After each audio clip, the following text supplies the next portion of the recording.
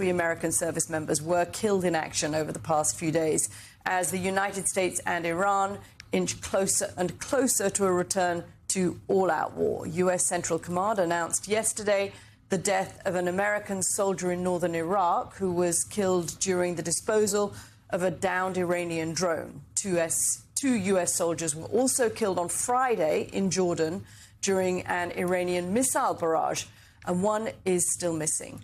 The latest fatalities raising the death toll of American military personnel in the Iran war to 17, while hundreds of other troops have been injured. The two sides, meanwhile, are continuing to exchange fire. The U.S. announced a new round of strikes overnight for the 9th consecutive night, as Defense Secretary Pete Hegseth says the loss of U.S. soldiers, quote, only stiffens our resolve. Iran says at least 50 people, meanwhile, have been killed and more than 500 injured since the U.S. resumed its bombing campaign. In return, Tehran is once again targeting U.S. bases and other sites across the Gulf, including attacks on a power and water treatment plant in Kuwait. As for what comes next, well, a senior Iranian government official told MS Now that the memorandum of understanding between the U.S. and Iran is no longer valid, quote. And a senior foreign diplomat inside Tehran who is linked to the negotiations told MS Now, quote, there is no hope of peace in the near future. Joe, I mean, we knew the MOU was not holding up. I think it's a little surprising the speed with which both sides, or at least the Iranians, have acknowledged this is done, it's over. And the question now, do we bumble along? I mean, oil prices are up, but not massively. We're not over $100 a barrel yet this morning, although we hear that supplies are very low. So where does this take us? Well, I think we bumble along. We bumble along, David Ignatius, because there's not much of a choice to do anything else. The president tried to get an MOU that Iran would accept. The terms were worse for the United States than Kaiser Wilhelm II had to sign at the end of World War I at Versailles. We were giving $500 billion to the Iranians. We all know the president took sanctions off of Iran and allowed them to sell oil in a way they hadn't since 1979. It didn't change their behavior at all. In fact, things got even worse. So now the president's going back to understanding he's going to have to show strength with the Iranians. But this from the Washington Post, your newspaper this morning, that the president's talking about the possibility of a more expansive war, but they're limited in how far they can expand that war by a limitation on munitions, both long-range munitions and also the sort of weapons that they would need to continue this fight for a long time, and even the possibility of ground troops, which the president refuses to rule out. Even that possibility right now limited by all the damage in Iran. So what is the next move? It's a question we've been asking since the middle of March, and the answer is no more clear. There is no easy answer, is there? No, there isn't. We've spoken, commenting on this for the last month or so about a term that's used in chess where every move you make makes your situation worse. And I fear this may be one of those situations. The Washington Post headline this morning says the U.S. teeters on the brink of all-out war with Iran. That's a frightening thought, that we could be drawn so deep into a conflict that President Trump clearly wants to get out of, but knows that he can't get out of now because the Iranians control the Strait of Hormuz, a key waterway. I've written that maybe Trump should just find a way to keep his mouth shut and walk away from this, keep the pressure on Iran, but not continue towards ground invasion or other radical escalation. But Joe, it's one of those situations that reminds you of the very worst moments in history, where a war begins. People think it's going to last a short time. In World War I, the generals thought the troops would be home by Christmas when they went to war in August 1914, and we all know that just nightmarish carnage that followed. I've begun to wonder if this isn't a little bit like what Osama bin Laden and al-Qaeda did to the United States. Their strategy was to draw us deeper and deeper. They wanted the war to continue. They wanted us to invade Afghanistan. They wanted to draw us into a field of conflict where over time they would just stretch us out and attrit us. So that's one fear I have. But I have to say, in this moment, the choices that President Trump faces are pretty much all bad. Yeah, they are. And David French, let's circle back and go back to the MOU for a second, something that we have to do, because if the United States gave the Iranians those terms, gave them $500 billion, gave them basically de facto control of the strait, allowed them to continue their nuclear program, allowed them to continue unabated their missile program, and again, funded them $500 billion, lifting sanctions off of their oil, which the State Department just a week before that deal had said, this is how the Iranians fund their terror operations. It would have left Iran in a stronger position than it's been in 47 years. They would have left Iran as the dominant power in that region. So I know a lot of people are saying, oh, well, let's just get out of there. Well, yeah, let's get out of there, but with an understanding that the Iranians are at the very most going to be where they were when this war began. And that's going to be a real challenge for the president because, of course, it may require some military troops to keep the strait open. Yeah, I mean, we're in a situation now where, and I'm glad David raised this, where it seems as if everyone is putting their foot on the gas, nobody is putting their foot on the brake here. And so when that is happening, you've seen mutual miscalculation after mutual miscalculation. So this war begins with a catastrophic miscalculation by the Trump administration that this could be like Venezuela 2.0. The prospects of that were never good at all. And then when that didn't work out, it was obvious they didn't have another plan. And now, Joe, I'm wondering about the Iranian government here. If there is a miscalculation on their part, they could have wrapped both arms around that memorandum of understanding and emerged from the conflict stronger, in a stronger position than when it began strategically. A clear loss for the U.S. But now, again, they're continuing to close the strait. They're continuing to keep it closed. That's fundamental to any deal to end the war. And now they're taking serious damage along with us, obviously. Again, nobody has a foot on the brake here at all. And if the Iranians didn't have so many factions fighting each other right now internally, somebody with half a brain would have taken that MOU. And if they'd been able to force everybody else to take that MOU, Iran right now would be stronger than any other country in the region and be set to dominate it for a generation. But they have factional fighting there, as we do here politically.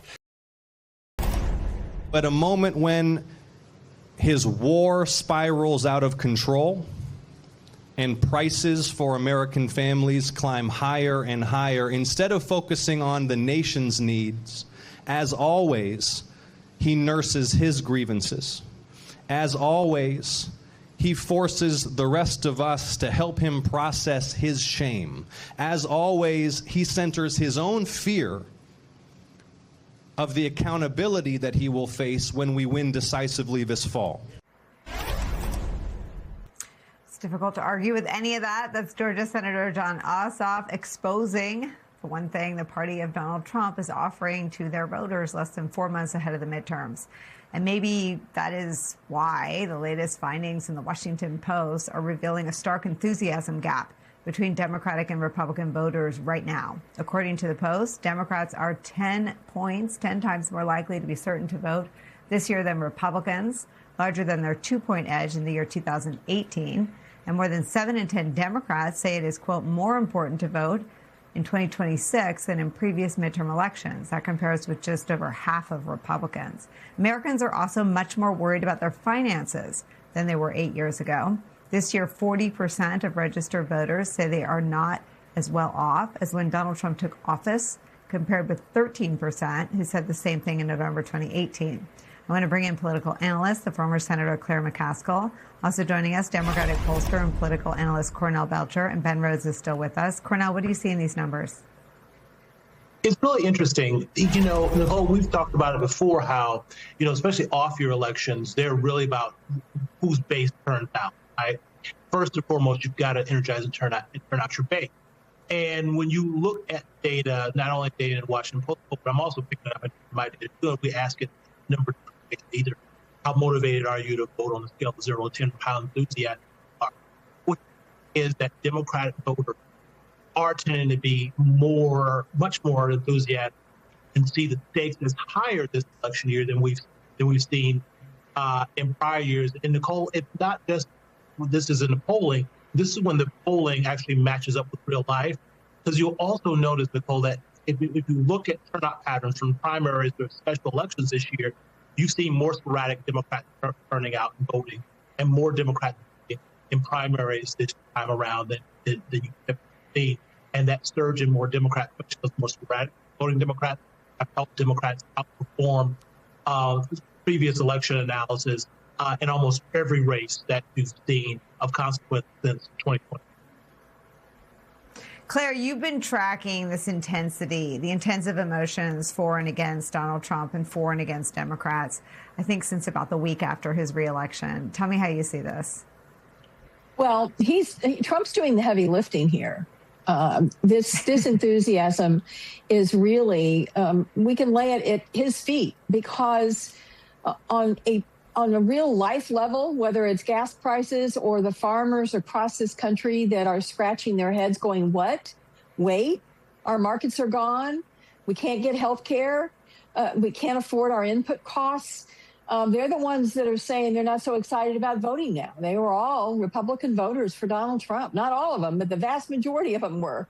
So, all of the policy stuff is lining up against him. But really, Nicole, what's driving a lot of this enthusiasm is the outrageous stuff he does. The stuff that makes you just go, I can't stand this guy. The narcissistic behavior, the hogging the attention from the Spain World Cup winners, the ballroom, the putting his name on stuff, the ridiculous thing on the reflecting pool. For most Americans, they're going, okay, this guy's nuts. This guy is not focusing on leading our country in ways that will help us and make us more secure. And that's the whipped cream and cherry on top of the war and the tariffs and healthcare costs, and then wrapping it up with a big bow of his corruption and graft, that his family are becoming multi-billionaires on the backs of the Oval Office. They are all enriching themselves. They are feeding at a trough like pigs have never fed at a trough. So it is really, I think all of that is what's driving the enthusiasm. You know what's keeping me up at night? How do we sustain this to 2028 when Trump is no longer on the ballot? I feel pretty good about the midterms. I worry about 2028 because those 2 years, it's going to be very hard for the Democrats to get a lot done. And I think the voters' expectations are going to be high. But he's still going to be in the White House, and he's still going to have a veto pen, and there's still not going to be 60 votes on the Democratic side. So I'm not as worried about the midterms as I am about 2028. I mean, Ben, I want to come back to your earlier point. I see the politics the way Cornell and Claire do, but I see the flaws in our democratic system, I think, the way you do. Like, I think that Trump knows that the war in Iran is deeply unpopular. I don't know that anyone tells him, but I think because he was so deeply against wars when he ran in 16, 20, and 24, he actually agrees with the detractors of a forever war, which is what he has entered the country into.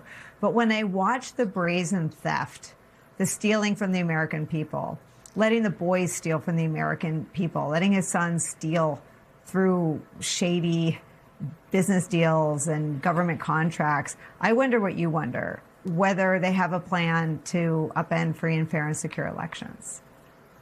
Yeah, everything he's doing suggests someone who doesn't care about public opinion. I mean, Nicole, announcing essentially an insider trading scheme where hedge funds can buy access to Truth Social Post early so they can make money off of trades on Trump's war. I mean, it's a policy designed in a laboratory to be deconstructed by Jon Ossoff and motivate Democratic voters.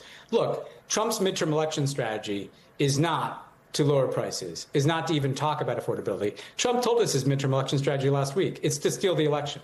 It's to say that there's a combination of foreign interference and domestic fraud. He'll try everything he can to disrupt voting itself. So we have to be worried about ICE agents or military even at polling sites based on some trumped up fake threat. We have to worry about ballot boxes being seized before votes can be counted. We have to worry about Donald Trump saying the minute the elections are over that they were stolen. And this time around, he has a Justice Department led by Todd Blanche and Kash Patel, people who will go along with that and echo whatever he says. He's got compliant. He's got a guy that's in line to be the director of national intelligence who won't even say that Donald Trump lost the 2020 election. This is happening before our eyes. This is not a conspiracy theory. He gave a primetime address last week telling us that his midterm election strategy is to steal the midterm elections, not to contest them and win them for Republicans. And so I think, number one, we have to be calling that out and telling people what to expect so that they see it before it happens. Number two, we have to fortify state elections, right? The elections are still run by the states in this country, not the federal government. And we're going to need to be driving that principle home. Number three, I hope the Democrats win by a decisive enough margin that it just looks ridiculous and absurd for him to be contesting this at all. That matters, Nicole. If this is a 10, 20 vote majority for the Democrats in the House, that's one thing compared to 2 or 3 late returns coming in from California while Trump is trying to do this. Right. But make no mistake, the crisis in our elections is not 2028. It's going to be in 2026. And he's told us that. And we have to be ready for it and have strategies to deal with it. Joining us, MS Now senior investigative reporter Carol Leonnig, MS Now Pentagon reporter Priya Sridhar, and MS Now senior legal reporter Lisa Rubin. Priya, what does maxed out mean? That's a great question, Katie. And I think that really what it highlights is that this is all at the discretion of the president himself. We know that he was given this jet back in May, and the Air Force attempted to modify it beginning in August. They said that they were going to have it ready by this summer. That was a matter of 10 or 11 months. But this administration has repeatedly said that no shortcuts were taken and that this plane was safe and secure. So really, this is a stunning 180 to see the president first get off of this Qatari-gifted Air Force One in Turkey when he was at the NATO summit and instead revert back to the old Air Force One and now to pull it out of service entirely. But I think the question begs, what can actually be done in a matter of 1 month? We know, as the reporter there pointed out, that this plane doesn't have an anti-missile defense system on it. We also know that it doesn't have the electromagnetic pulse hardening that it would need to make that aircraft safe and secure during a potential nuclear threat. And we also know that it probably doesn't have the same kind of command and control functionality that turns that aircraft into a flying White House Situation Room that would allow the president to receive classified intelligence briefings or securely communicate with military officers around the world and authorize things like airstrikes in Iran, which is what we're seeing occur right now. So most of the sources that I've been talking to say that none of those things are really going to be able to happen in a matter of a month. If you look at the 2 other Air Force Ones that we're waiting for, they were essentially, it was announced that we were going to get 2 more Air Force Ones back in 2015. A defense contracting company received that contract in 2018. It was scheduled to be completed in 2024. And it is 2026. Those 2 Air Force Ones are still not done. It's scheduled to arrive in 2028. So typically, Katie, these things take years and billions of dollars, not a matter of months. That's a very good point you just made, Priya. And it's a bit galling, Carol, to think that the president flew to Turkey on a plane that does not have those things. And it appears today that he admitted as much. And it's, even more galling when you think the White House called you a liar for reporting it. Well, we try not to get too galled over here. There's a lot of reporting to do, and we just try to focus on the work. But I'm glad for the questions, Katie, because as Priya and I reported on that day when the president decided that, or rather the president was asked to get on his old jet that he had rejected as not fancy enough and not good enough for him.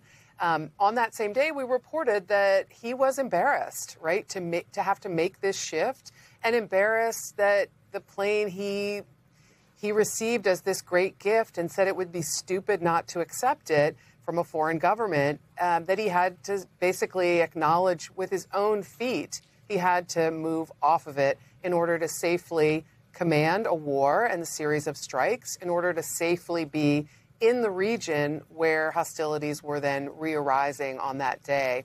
I think our reporting has stood the test of time, as we said it would on that day and days following. And I would also add to Priya's excellent reporting on this about what's possible. The president's not really reliable as a narrator for what exactly is happening to the plane. All we know is embarrassment and pride are fueling a lot of his comments to date on this. And we can't be sure what will happen in a few months. We can't be sure whether this plane can be trusted. What we know is he wanted to show it off, starting with his July 1st to July 4th festivities. He flew it to North Dakota. He flew it, obviously, to Turkey. And I'm sure he had national security experts questioning whether that was a great idea. And it became untenable when, obviously, he ended the ceasefire on that same day while he was in Turkey. Yeah, somebody got to him and said this is really irresponsible, and got him to admit it was so with his feet, as you just said.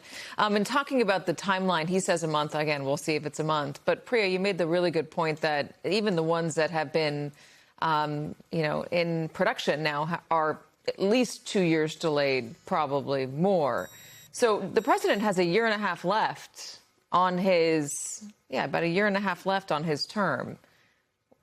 Anyone there questioning whether it's worth spending all this money to retrofit this plane when he's apparently going to be taking it with him when he leaves?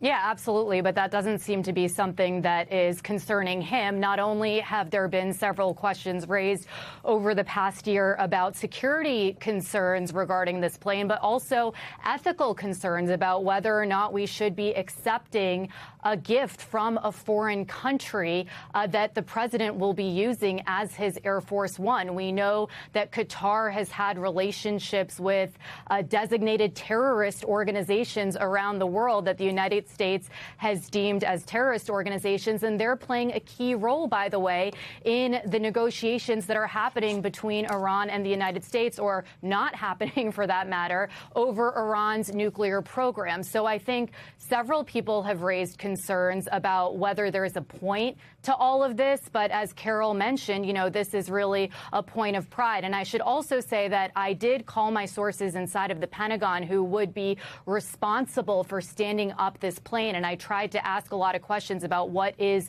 possible over the next month. And they refused to elaborate on what exactly is happening here. One thing I do know from covering this administration now for a long time is that oftentimes the people who are responsible or tasked with doing something don't often know that they're doing it until they see the president make the announcement on television that they're going to be doing it. So I think there's a lot of questions right now swirling around inside of the Pentagon and probably at the White House, too, about exactly what it's going to take to max out this airplane.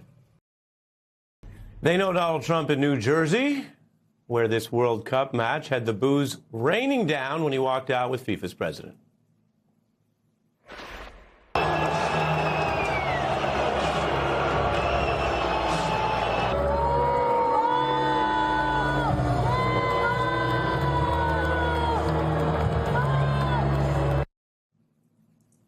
When Spain was celebrating its victory, you could see Trump sort of lingering on stage. Australian broadcasters also discussing whether he'd stay in the photos. In 2026, the champions of the world are Spain! Is now, so they can edit him out of that. They can edit him out of that. That's real-time commentary, and it happened, as Forbes reported. The FIFA World account posted this shot where, if you look closely, you can see the leader of the free world's right arm getting cropped. Now, Trump's unpopularity abroad is well known, but again, this was a match held, and the boos you hear are inside the United States. His approval stuck in the 30s over the war, as we were covering at the top of the show, the economy, and other failures. Republicans close to the operation say it's time to make the midterms a kind of, quote, hate election. Republicans admit, Axios reports, the midterm forecast is bleak. But if they can just make voters hate Dems more than Republicans, maybe the losses won't be as bad. I want to bring in a special guest. Brian Tyler Cohen is the host of the No Lie podcast, which has billions of views online. He's interviewed all kinds of heavyweights across the Democratic Party, including that rare get in American politics, a recent sit-down with former President Obama. We've seen the de-evolution of the discourse. How do we come back from a place that we have fallen into? Well, first of all, I think it's important to recognize that the majority of the American people find this behavior deeply troubling. It is true that it gets attention. It's true that it's a distraction. Cohen is also the author of the new book, The Day After: How to Wield Power in a Post-Trump World. You can get that right now wherever books are sold. Brian is one of these new voices that we've been listening to. As you know, the world keeps evolving. Welcome back. All right, thanks for having me. Yeah, the top story here relates to your book. So reading from a passage, you talk about how before 2024, this duality that Bill Clinton had discussed, strong and wrong, was beating weak and right. You say you could say that demonizing the opposition is bad for the country, but you can't say it's worse than Trump's presidency. The truth is Republicans have been playing the long game, Dems playing the wrong game. Bars, Brian.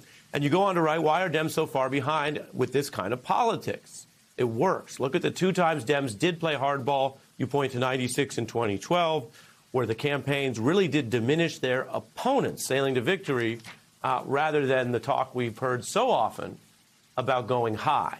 How does that apply today when we see these reports, everything from abuse of power, revenge indictments, ICE at the polls, to a propaganda campaign that Axios reports would be just about hating Dems?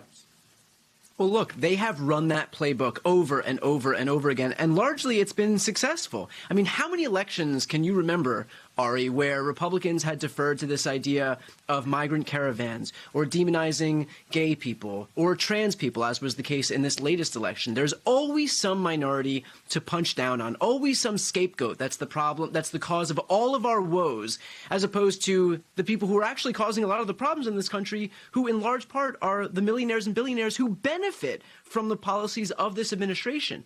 It is notable that you have Republicans who continuously run on punching down on these small minorities, but at the same time, the first thing they do is pass tax cuts, for example, that heap benefits onto the wealthiest Americans in this country, as we see income inequality explode.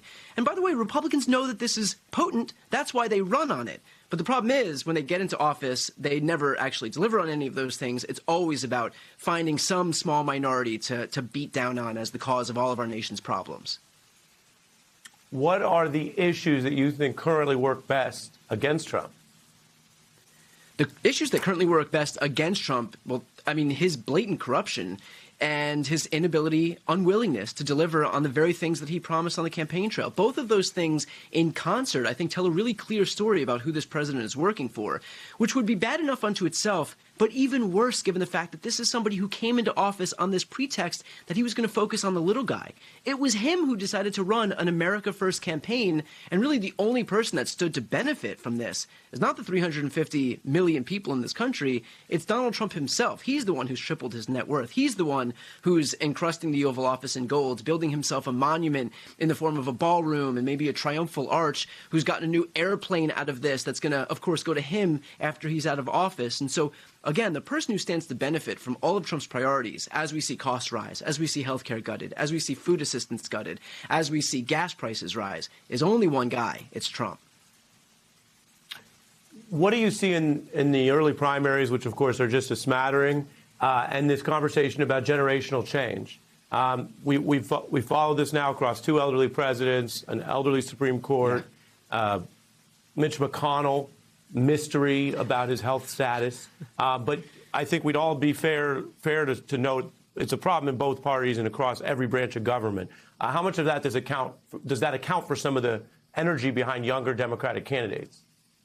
I think that's a huge driver of the future of the Democratic Party. I mean, there's no doubt, as you mentioned rightfully, that gerontocracy is a problem in this country. My generation, millennials, have largely been locked out of power forever. And frankly, some of the millennials that are getting into office now are the most popular politicians in America, whether it's Zohran Mamdani in New York, whether it's AOC also in New York, whether it's Jon Ossoff down in Georgia. This is what happens when you actually make a bridge to the next generation and allow people who are more charismatic, more dynamic, more articulate, more tech savvy to have their spot in the spotlight, have their chance in the spotlight to actually show what they can do. And so I think this should be a blinking red light to existing members of the Democratic caucus that if you stand for the things that you claim to stand for, make way for people who are going to be more effective arbiters, more effective shepherds of that exact message, because the people who are seeing popularity, the people who are able to better relate to the electorate, are those younger people who've grown up in these ecosystems where the vast majority of Americans are already getting their news. Yeah. And that you could be a great shepherd and still eventually say, it's time to have a shepherd's retirement. Let somebody else out on the hills, Brian, as mentioned, a lot of folks know you online. Folks know you from the Obama interview. To our viewers, we appreciate you coming back. And that book, if you want to learn more about what Brian's saying, is The Day After, How to Wield Power in a Post-Trump World. You can Google that or get it wherever books are sold. Now let's enter the group chat. David Rode is here, MS Now senior national security reporter. Natasha Surin, law professor at Yale and former Treasury official. Reed Galen, president of JoinTheUnion.us and host of the Homefront podcast. And George Conway, his first visit to Money, Power, Politics and the group chat, conservative lawyer and dear friend of this show. Okay, David, tell us where things stand right now. The war is intensifying. I would say it's back to a full-blown war at this point, in addition to the terrible deaths. Dozens of injuries to Americans. And what's happening is that there's a problem in Jordan, in that Jordan borders and is much closer to Iran than other countries. And these are ballistic missiles that can get there very quickly. So there is some problem the U.S. military is having in stopping these missile attacks. And there's just a news story in the Times, and we've heard the same thing. In addition to these deaths, and my heart just goes out to the families of the 2 service members and the third one as well, each of these attacks is injuring dozens of soldiers, and the Pentagon has not been disclosing that. And it's because of the size of these missiles, and the people get brain injuries and other things like that. And then another big step that's this morning is the Houthi rebels in Yemen have announced they're going to blockade Saudi ships that are trying to get through the Red Sea. This is a separate blockade from closing the Strait of Hormuz. It's like another card Iran is playing. So the war is resumed. Well, I mean, it's unbelievable. I mean, how he got himself into this mess, got us into this mess. On his locked own. him on his own. Basically, we never had a situation where the Iranians would do anything like this because they knew that we could respond, and they were afraid of our response. But we then start a war, and they're no longer afraid of us, and they no longer have anything to lose. And so that's where we are. And then the president talking about, they're concealing the injuries. That's because they're lying about Iranian capabilities. They're lying about what has been accomplished by this war. I mean, he's also lying about that he's going to keep them from having a nuclear weapon, that he's doing anything about that at this point, which he isn't. And he's lying about the fact that, about the ballistic missile capability that Iran still has. I want to stay on that because the president said just yesterday that these soldiers died to prevent Iran from obtaining a nuclear weapon. But I want to share what his Secretary of State, Marco Rubio, also said. Watch this. The only reason why the U.S. is conducting strikes is against assets of Iran that are being used to attack global commercial shipping. The Straits of Hormuz are international waterway, and they continue to launch against ships in that international waterway. So is it global commercial shipping, or is it the threat of nuclear war? Because I'm pretty sure there are 3 sets of military parents who deserve answers. They don't know, because as George said, we don't know why we got into this. I do think it's interesting, though, that Rubio has always been the one who is actually saying what's happening, and then he gets in trouble for having been honest about what's going on. I think also we should think about this, that he's willing to take that risk given how unpopular this war is. That's right, because you know what? I'm just doing what I'm trying to do, right? I'm just following orders, Stephanie. But what I would also say is that think about this, like the Pentagon is about to send a $350 billion request up to Congress, right? So now we're $350 billion in. How much more? The other part about the nuclear weapons, Iran doesn't need them now. They realize they can shut down the Strait. Now they've got the Houthis shutting down the Red Sea. They've got all the leverage they need. And so this is one of those things where we now have dead servicemen, an increasing cost, an outrageous astronomical cost. And as you said at the top, individual Americans are now going to pay literally the price for this yet again insane and unprecedented incompetence overseas. Cost to the American taxpayer, $350 billion. Let's talk about the price of gas, though, because before the Strait was open, we've said it over and over, the Strait was open, and now we have got gas creeping back up to $4 a gallon. Brent crude opened above $90 a barrel at the open today. What's your read on where this is going? Not to a positive place from an economic perspective. And the problem is really both sides of the ledger. So as Reed is describing, obviously this is incredibly costly with respect to what it sort of costs to wage this type of incursion in Iran. But you're also in a situation where, from the American people's perspective, the thing that the prices are so salient. You see it every time you go and fill up at the gas station. And remember, this was an administration where they were elected on the idea of lowering prices on day one. At the State of the Union this year, gas was really the one bright spot with respect to everything else. Tariffs are raising prices by thousands of dollars for the average American consumer. And so now that one bright spot where you had the president saying sort of, I want to see gas prices under $2 a gallon, is now up above $4 and likely to be there for some time. And this last month, we got a little bit of reprieve from inflation because the Strait of Hormuz was open, at least partially. But this next month is going to indicate exactly what the consequences of this type of turmoil are. And they're expanding even beyond the Strait of Hormuz, because now we're doing versions of exactly the same in the Red Sea. Militarily, where do things go from here? Reed mentioned it. They're now going to be looking for $350 billion. The U.S. is reportedly sending more warplanes to the region. So Trump has talked about more bombing, and we've talked about this for months. Bombing alone is not going to bring down the Iranian government. I don't personally support a ground invasion of a country, but if you're going to go to war, you have to use those levers. So he's talked possibly about trying to take one island, maybe Karg Island. That won't work because the Iranians, again, even the Marines could take it very quickly. They will just rain down drones and ballistic missiles. There'll be heavy U.S. casualties. So broadly speaking, President Trump has gotten himself into a war. He's sort of not willing to fully fight. He's not willing to, he fears the political cost of that. So don't start a war then. You can have the greatest military in the world. You can have $350 billion added to the budget, and you can't make up for one basic thing in military and foreign affairs: geography. They're there. We're not. It's a narrow strait. It's a small sea, and there are mountains around it. And that's the problem. And a lack of strategy and a lack of advisors who, I don't know what happened. We all don't know what happened in the Situation Room, but somebody should have been speaking truth to power, saying... You mean when Netanyahu was in the Situation Room sitting across from President Trump? Defense Secretary Pete Hegseth and apparently CIA Director Ratcliffe did say this Netanyahu claim that the Iranians, have been slaughtered by the tens of thousands, are going to rise up and take over the government.